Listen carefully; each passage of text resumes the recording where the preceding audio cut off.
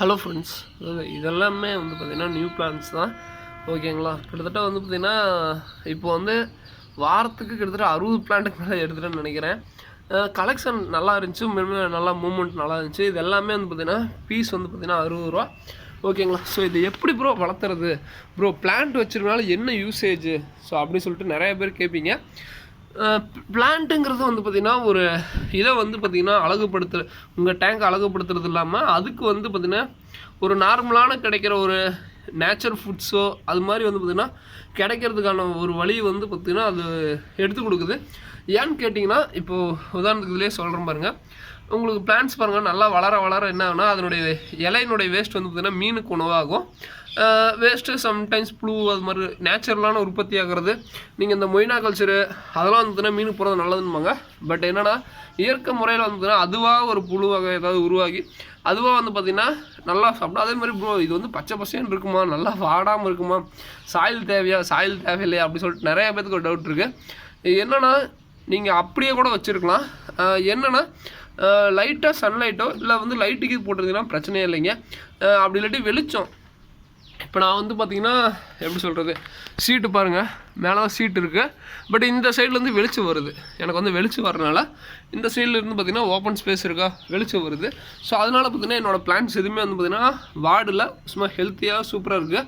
உங்களுக்கு அதாவது நல்லா இருக்குன்னு வீடியோவில் சொன்னால் போதாது, உங்களுக்கு பிளான்ட்ஸினுடைய க்ரோத்தை பார்த்தாவே தெரியும் நினைக்கிறேன். நான் வந்து நெட்டை வைக்கல, எதுவுமே பண்ணல, சும்மா வச்சுருக்கேன் பிளான்ட்டில். அதுக்கே பாருங்கள் எந்த அளவுக்கு க்ரோத்து. அதே மாதிரி இதெல்லாம் பச்சை பசேன்னு கண்ணை பறிக்குது. ஒரு பிளான்ட் நல்லா இருக்கிறது காரணமே இப்படி தான். ஓகேங்களா? மோஸ்ட்லி எல்லா பிளான்ட்டுமே சூப்பராக இருக்கும். அதே மாதிரி என் பிளான்ட் வந்து பார்த்திங்கன்னா அழுகிடுது.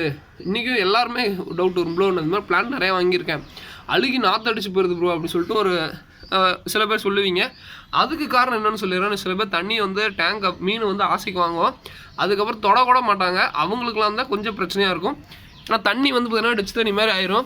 அந்த தண்ணியிலே வந்து பார்த்திங்கன்னா விட்டு வச்சுருக்கப்போ வந்து பிளான்ட் வந்து அழுகிறதுக்கான வாய்ப்பு இருக்கும். ஓகேங்களா? ஸோ பேசிக்காக ஒரு மீன் வளர்க்கும் போது பிளான்ட்டோடு வளர்த்துங்க. ஸோ ரொம்ப நல்லாயிருக்கும். ஓகேங்களா? ஸோ அந்த பிளான்ட் வச்சுருக்கனால நிறைய இதுங்க ரொம்ப ரொம்ப ரொம்ப நல்லது. இந்த பிளான்ட் பாருங்கள், நம்ம கப்பி கிராஸு எந்த அளவுக்கு க்ரோத் ஆகுது பாருங்களேன், நல்லா க்ரோத் ஆகுது. பட் இப்போதைக்கு இது சேலுக்கு இல்லை. ஓகேங்களா? ஓகே ஃப்ரெண்ட்ஸ், இதை தான் சொல்லணும்னு நினச்சேன்.